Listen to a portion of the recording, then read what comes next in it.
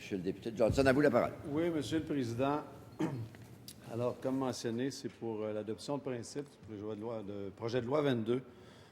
Juste pour revenir un petit peu en arrière, depuis plus qu'une cinquantaine d'années, le Québec, de façon directe ou un peu indirecte, cherche à avoir un certain protectionnisme, en guillemets, de son industrie laitière, de toute la production laitière au Québec.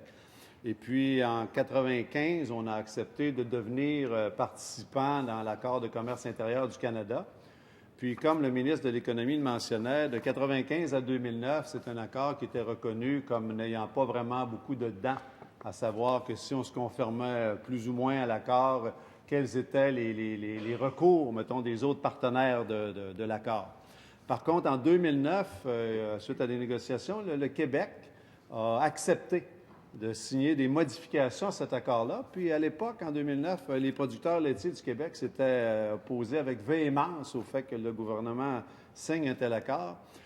Mais il faut rappeler que ça s'est inscrit dans l'optique vraiment au Canada d'ouvrir les frontières, puis de permettre vraiment d'améliorer les capacités de commerce transfrontalier là, entre les provinces. Puis ça s'inscrit aussi dans une plus large perspective, là, qui est tout le commerce nord-américain puis le commerce mondial.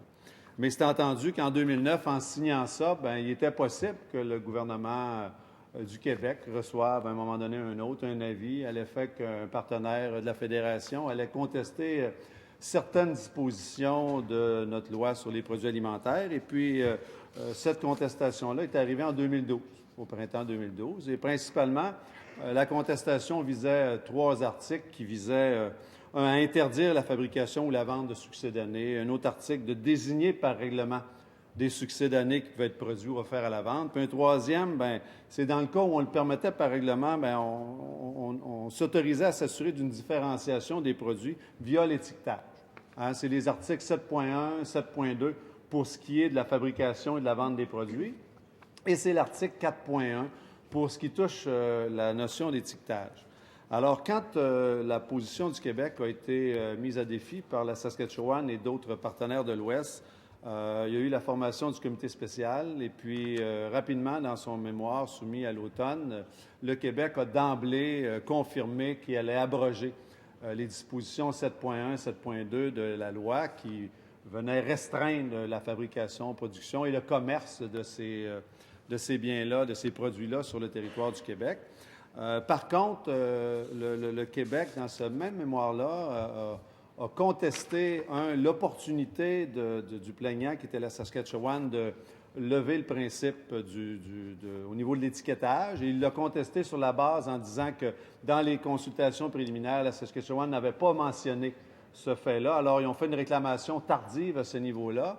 Et puis, le Québec a aussi mentionné qu'advenant que le comité spécial accepterait quand même d'évaluer l'article 4.1, bien, le Québec maintenait qu'il était tout à fait dans son droit avec la réglementation internationale et, comme le mentionnait le ministre tantôt, principalement au niveau de la norme du Codex Alimentarius, il était tout à fait dans son droit de venir réglementer l'étiquetage à ce niveau-là.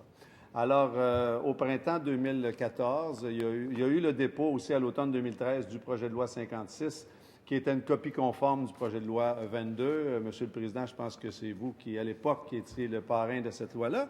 Et puis, à l'automne, au printemps, alors, il y a eu le jugement, ou plutôt le rapport a été rendu par le comité spécial à l'effet que la Saskatchewan se voyait donner raison sur les articles 7.1, 7.2 et aussi pour la question d'étiquetage.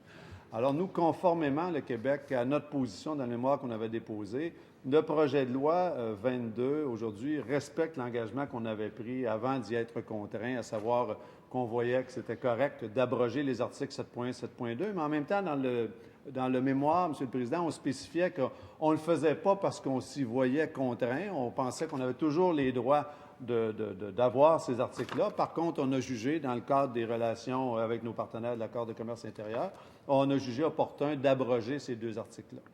Alors, comme le ministre a mentionné, le projet de loi 22 vise à rétablir ou abroger les articles 7.1 et 7.2.